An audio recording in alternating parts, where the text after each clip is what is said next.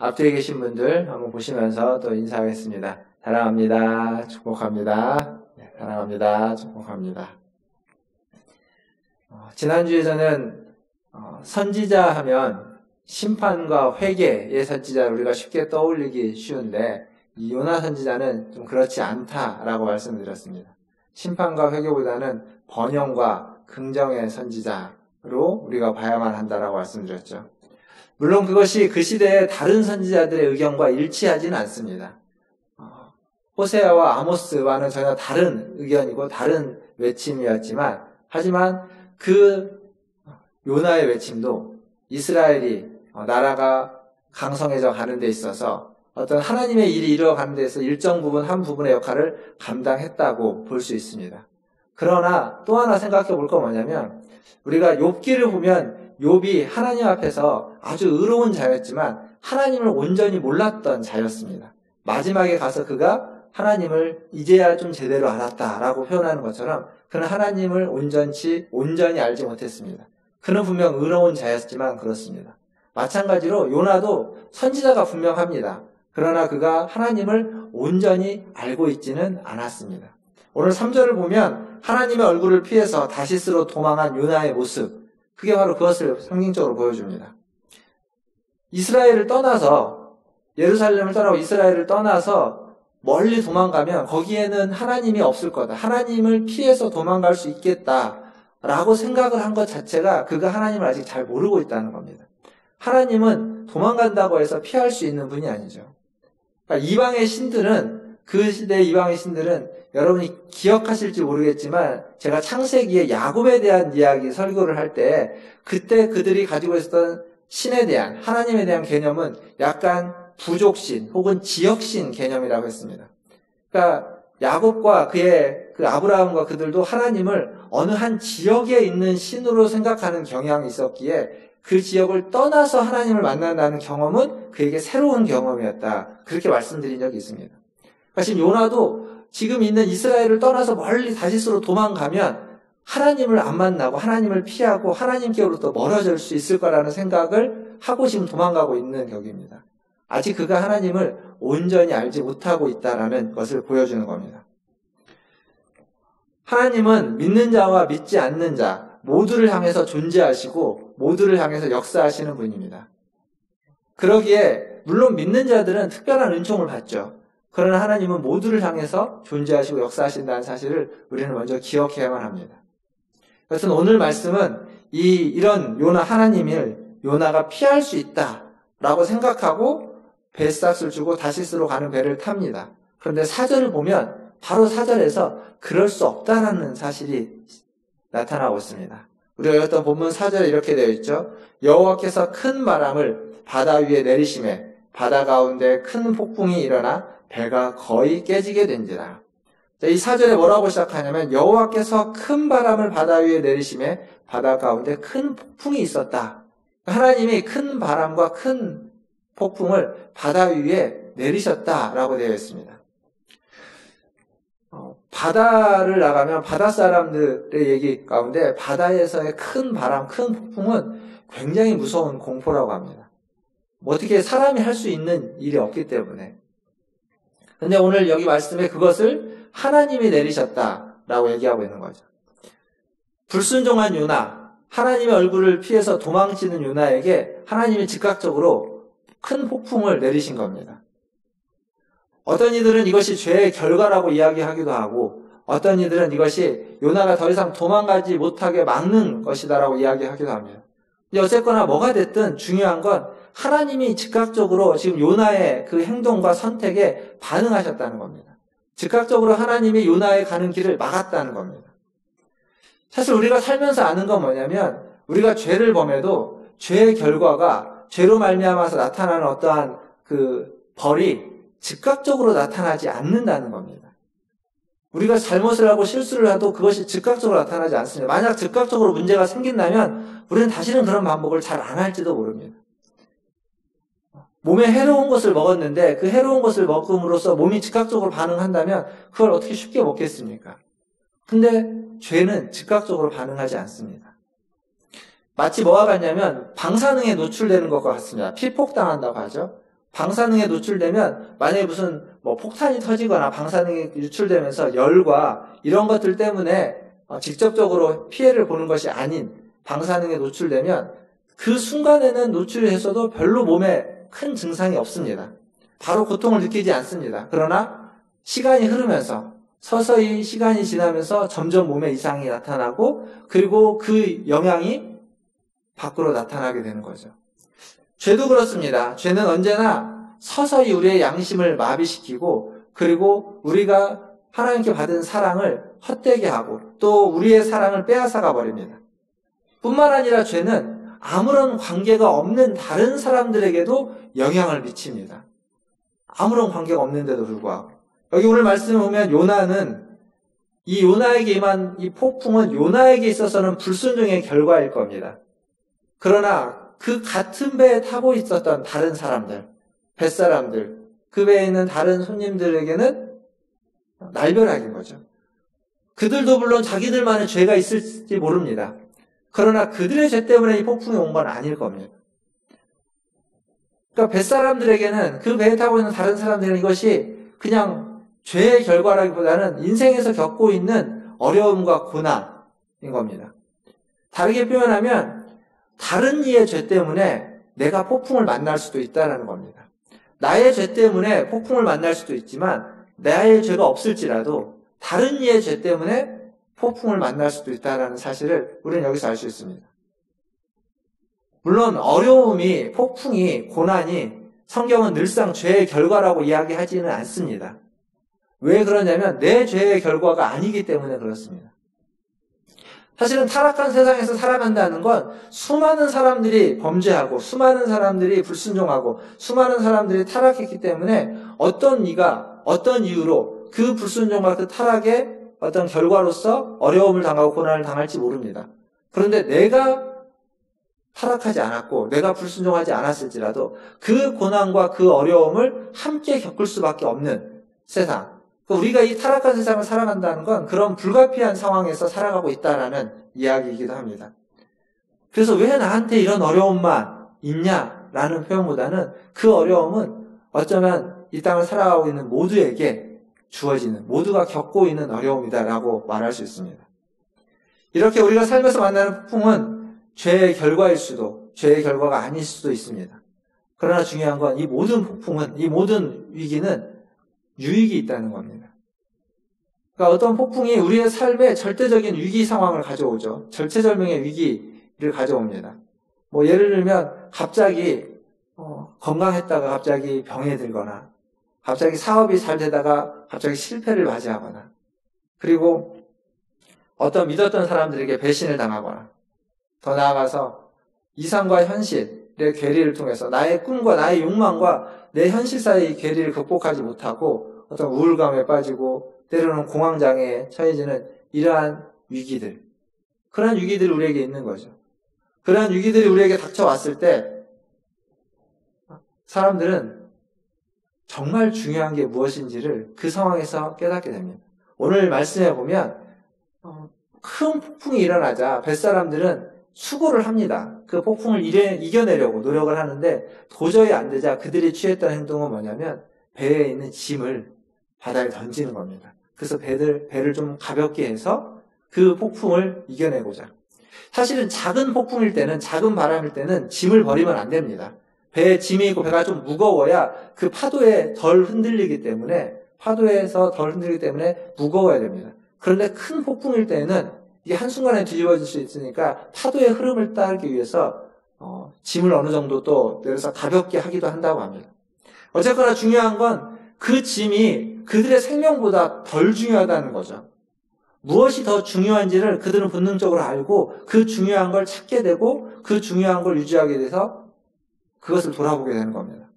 우리의 삶에서 위기가 닥치면, 어려움이 있으면 사람은 무엇이 더 중요한지, 인생의 근본이 무엇인지를 찾게 되는 겁니다. 그 근본을 발견하게 되는 거죠. 그래서 삶의 위기, 어떤 폭풍들, 어떤 어려움들은 우리가 반가워할 수 있는 손님은 아닙니다. 그것이 축복이라고 이야기하기도 하지만 그렇게 반가워할 만한 축복은 아닙니다. 그럴 수 없겠죠. 그러나 그걸 통해서 삶의 근본을 발견하고 우리의 삶의 본질을 돌아보게 된다면 그런 의미에서 고난은, 그런 의미에서 폭풍은, 위기는 축복일 수 있는 겁니다. 물론 모두에게 축복은 아닐 겁니다. 왜냐하면 고난이 닥쳐오고 폭풍이 쳤는데 그 상황 속에서 삶의 근본을 발견하지 못하고 삶의 본질을 발견하지 못한다면 그 사람에게는 그게 축복이 될 수 없을 겁니다. 그러나 발견하는 사람들에게는 그것이 축복이 되고 그것이 축복의 통로로서 역할을 하게 되는 거죠. 어쨌거나 우리의 인생 가운데 이런 폭풍들이 있습니다. 이런 위기들이 있습니다. 지금 이 자리에 계신 분들 중에도 그러한 폭풍과 그러한 위기 가운데 처해 계신 분들도 계실 줄 압니다. 그러나 기억하실 건 그 폭풍과 위기 속에서 우리가 하나님의 선하신 뜻을 온전히 분별하는 건 어려울지 모릅니다. 온전히 분별하는 건 안 될 수도 있습니다. 하지만 분명히 아는 건 그 폭풍 속에, 그 위기 속에 하나님이 우리와 함께 한다는 겁니다. 그 폭풍과 위기를 통해서 하나님 우리에게 구원을 베풀어 주시고 그 폭풍과 위기를 통해서 하나님이 우리에게 자비를 베풀어 주신다는 사실, 그것을 믿고 그 믿음으로 폭풍 속에서, 위기 속에서 견뎌내시는 저와 여러분 되기를 주님의 이름으로 축원합니다. 그래서 로마서 8장에 가보면 모든 것이 합력하여 선을 이룬다라는 말씀이 있는 겁니다.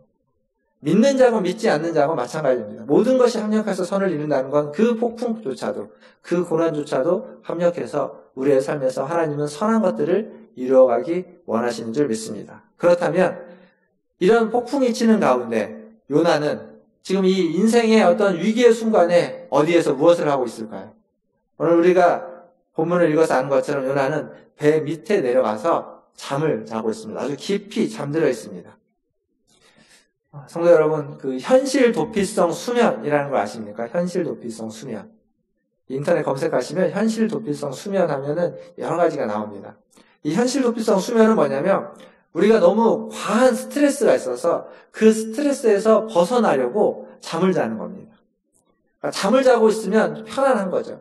잠에서 깨어나기가 두려워서 깨어나면 또 그 스트레스를 감당해야 되니까 스트레스를 느끼니까 깨어나고 싶지 않아서 계속 잠에 취해 있는 겁니다. 이게 현실 도피성 수면입니다. 우울증의 한 증상으로도 이야기합니다.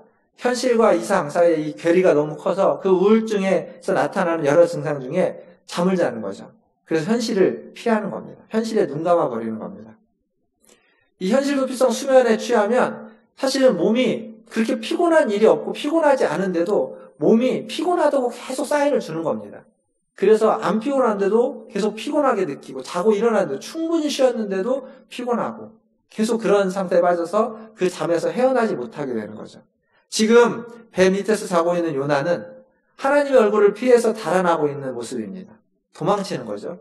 그리고 지금 폭풍이 그의 앞을 가로막고 있는, 큰 바람과 폭풍이 그의 앞을 가로막고 있습니다. 그런데 그 모든 현실을 묻어버리고 싶은 겁니다. 눈 감아버리고 싶은 거죠. 모른 척 하고자 그는 배 밑에 내려가서 그냥 눈을 감고 깊은 잠에 빠져 있는 겁니다.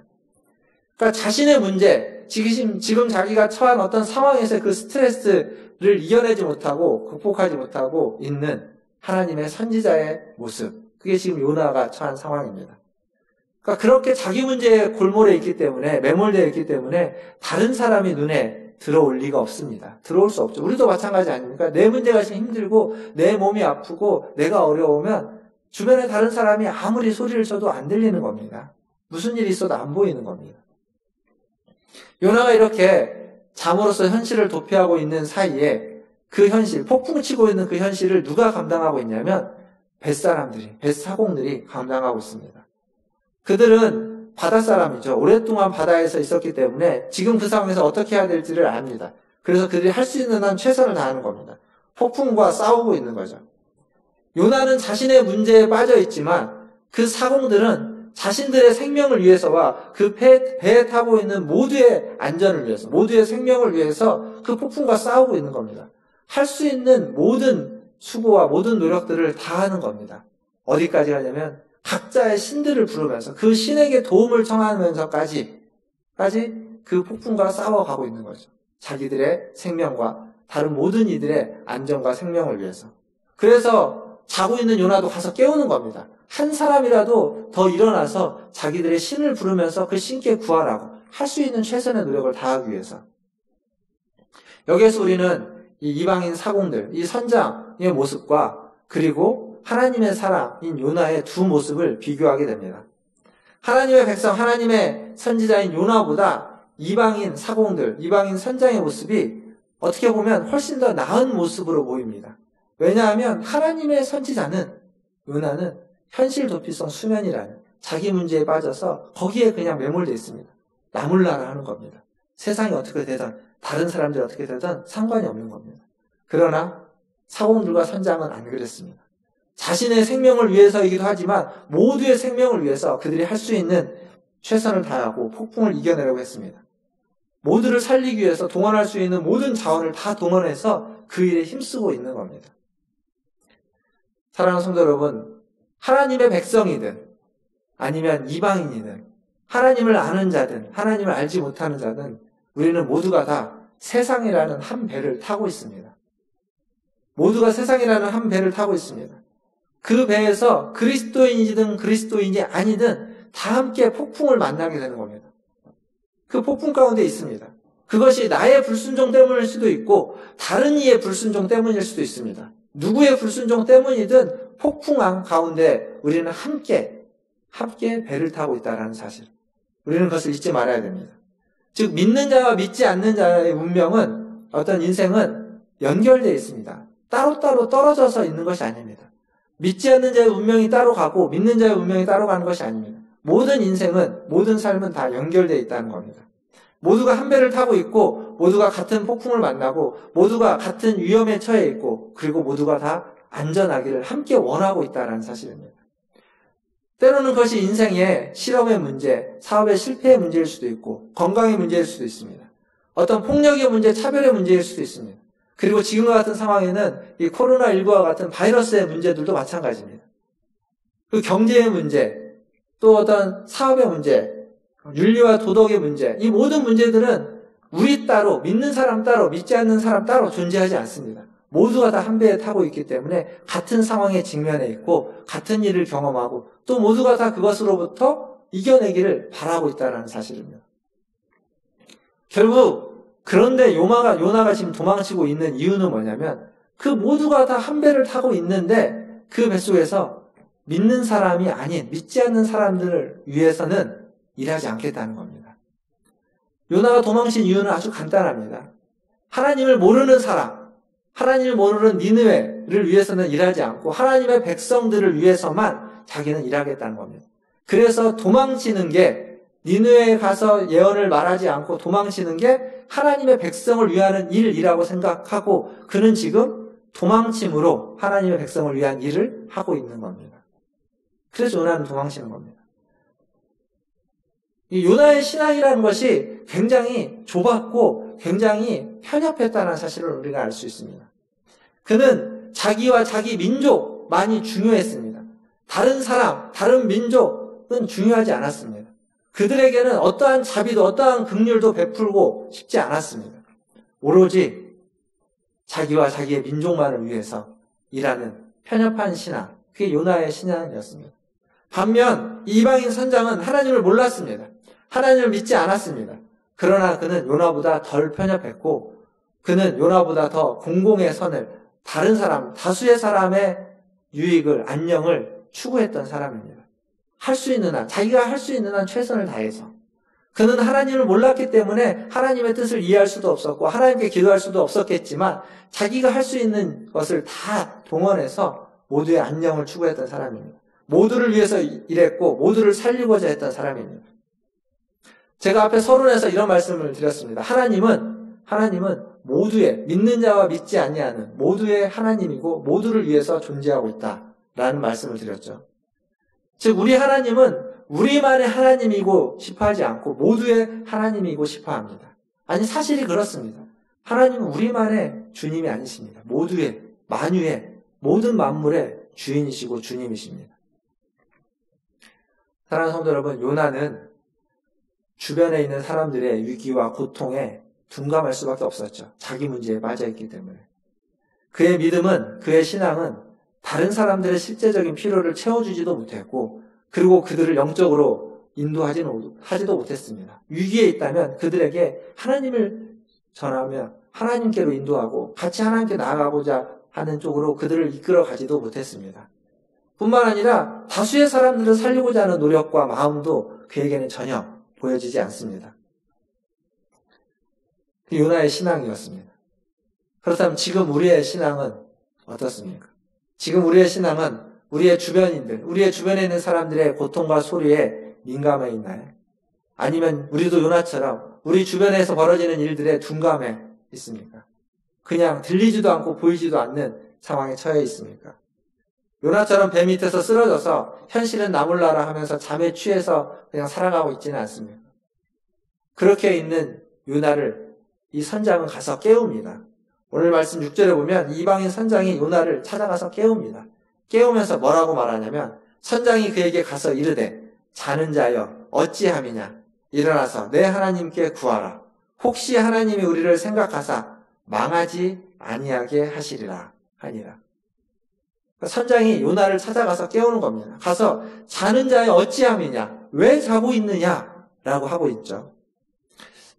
잔다는 것은 실제로 요나가 잠에 취해 있기도 하고 또 하나는 그 단어가 말해주는 것은 하나님의 어떤 마음, 하나님의 음성, 하나님께 둔감해 있다라는 거기도 합니다.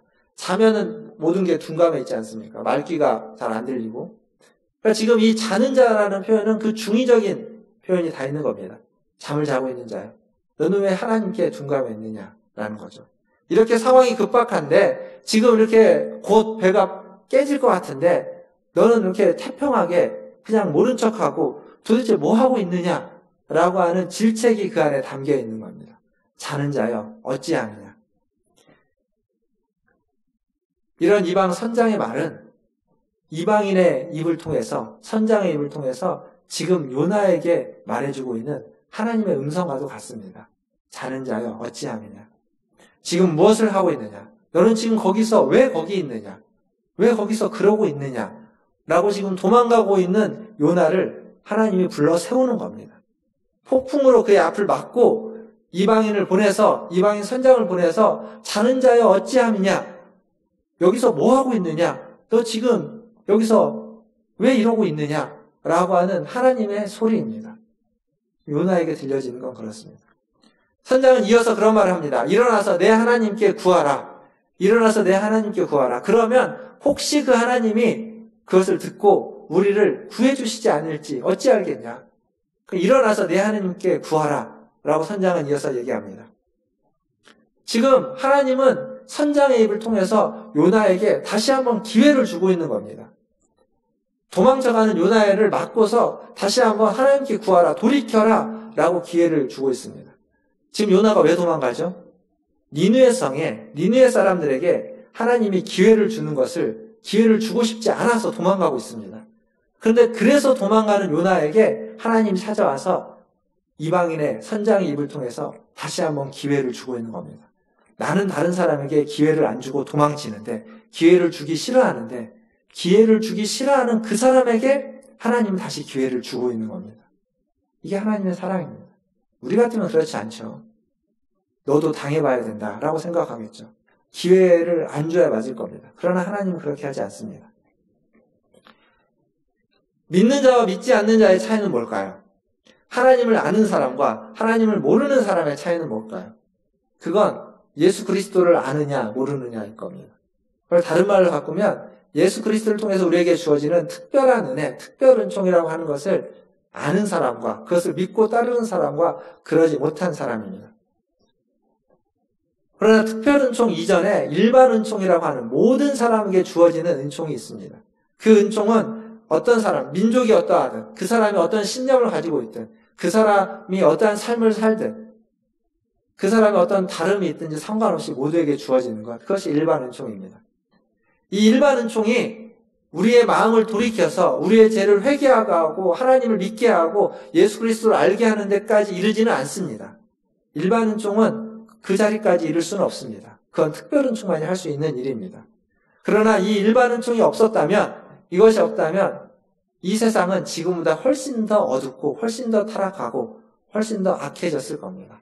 지금 세상에 선함이 존재하고 있는 이유는, 지금 세상에도 악만 있지 않고 선이 함께 공존하고 있는 이유는 일반 은총이 함께 사람들에게 있기 때문입니다. 즉 이 일반 은총은 모든 사람들을 향한 하나님의 사랑의 표현이라고 이야기할 수 있죠. 요나는 그리고 우리는 이 일반 은총과 함께 특별 은총까지도 받은 사람입니다.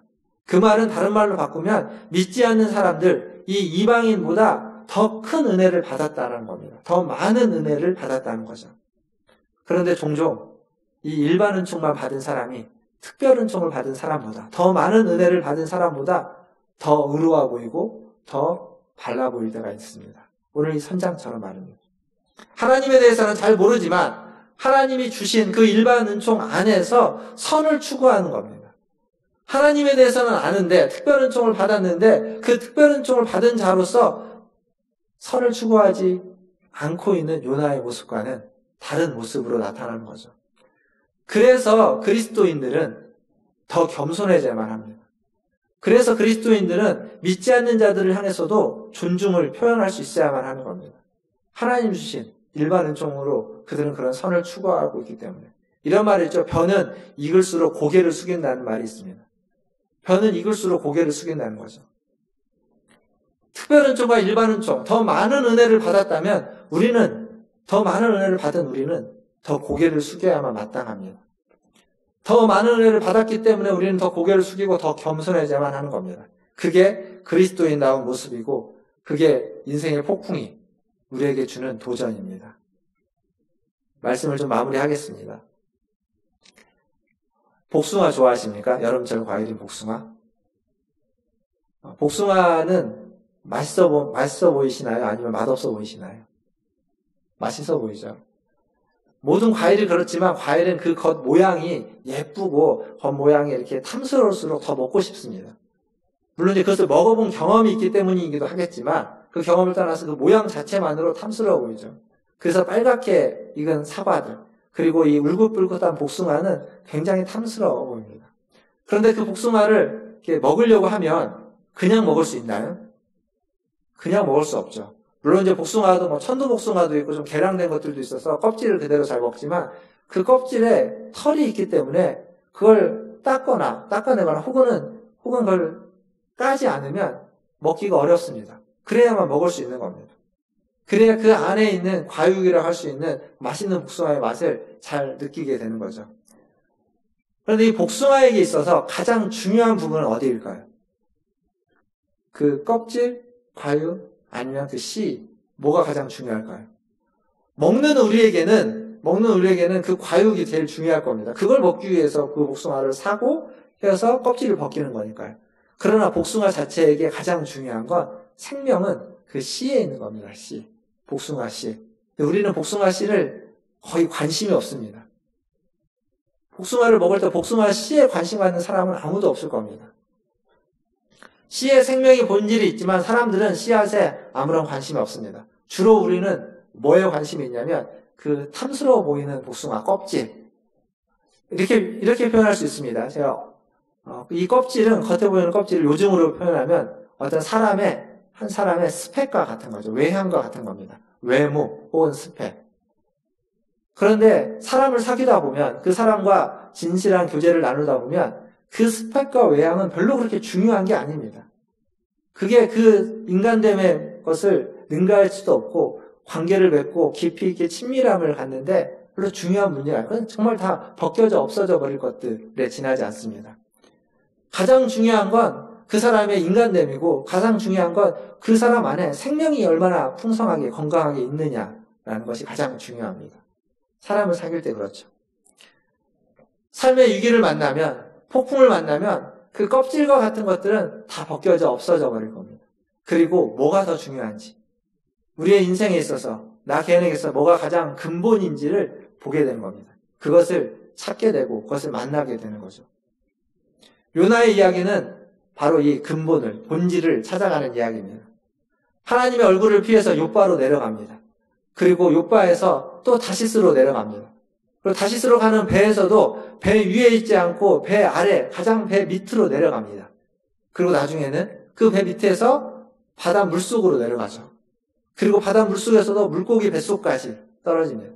그러니까 요나의 이야기 전반부는 계속 내려가는 이야기입니다. 내려가고 또 내려갑니다. 어떤 인생에서 많은 이런 일들을 경험한다면 해도 안 되고 이 일을 해도 안 되고 저 일을 해도 안 되고 계속 안 되고 안 된다면 우리는 그런 마음이 들 겁니다. 해도 너무한다고.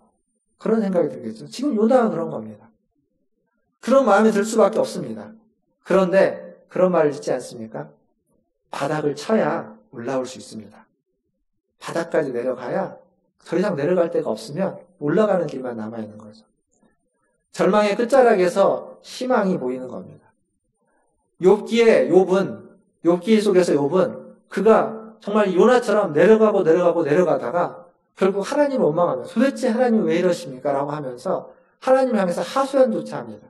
하소연을 할 때 그 욥기 17장에 가보면 욥의 하소연이 나옵니다. 근데 그 하소연의 끝이 어디로 가냐면 그 절망의 끝에서 욥은 어떻게 의지할 데가 하나님밖에 없어서인지 그는 결국 하나님을 신앙하는 믿음의 고백을 하는 대로 욥기 17장은 나아가고 있습니다. 그러니까 절망의 끝자락에 섰을 때 희망이 다시 보이기 시작하고 희망이 나타나는 겁니다. 사랑하는 성도 여러분, 성경은 수많은 실패 이야기들로 가득 차 있습니다. 그러나 그 실패가 실패로 망해버린 이야기가 아니라 그 실패를 극복한 이야기, 혹은 그 실패 가운데 있지만 그 실패의 자리에 있지만 그곳에 하나님이 함께 하신 이야기로 성경은 가득 차 있습니다. 분명 실패의 이야기지만 그 실패를 극복하거나 혹은 극복하지 못했을지라도 그 실패의 자리에 하나님이 함께 하신다고, 그 실패의 자리에 하나님이 함께 하시면서 자비와 긍휼을 베풀고 있다고 성경은 이야기해주고 있습니다. 그래서 중요한 것은 어떠한 상황이든 어떠한 사건이든 어떠한 장소이든 그것이 폭풍을 만나는 사건이든 그것이 배 밑에 물고기 뱃속까지 떨어지는 사건이든 거기에 그 사건에 그 장소에 그 순간에 내가 누구와 함께 하느냐입니다. 그 순간에 하나님이 여러분과 함께 하십니다. 그 순간에 하나님이 여러분을 돌보고 계십니다. 그 하나님이 지금 우리와 함께 하시고 그 하나님이 지금 여러분에게 폭풍 가운데에서도 함께 하시고 때로는 미풍으로 함께 하시고 때로는 폭풍으로 함께 하시는 겁니다. 부디 하나님 우리에게 보내주시는, 하나님 우리에게 내려주시는 폭풍 혹은 미풍, 하나님 우리에게 주시는 은혜 혹은 고난, 그 모든 상황 속에서, 그 모든 부딪히는 일들 속에서 하나님이 나와 함께하고 있다는, 우리와 함께하고 있다는 이 사실을 믿으시고 그것을 붙잡으시고 그 모든 폭풍을 이겨내시고 견뎌내시는 우리 문화심리교회 성도들 되시기를 주님의 이름으로 축원드립니다. 기도하겠습니다.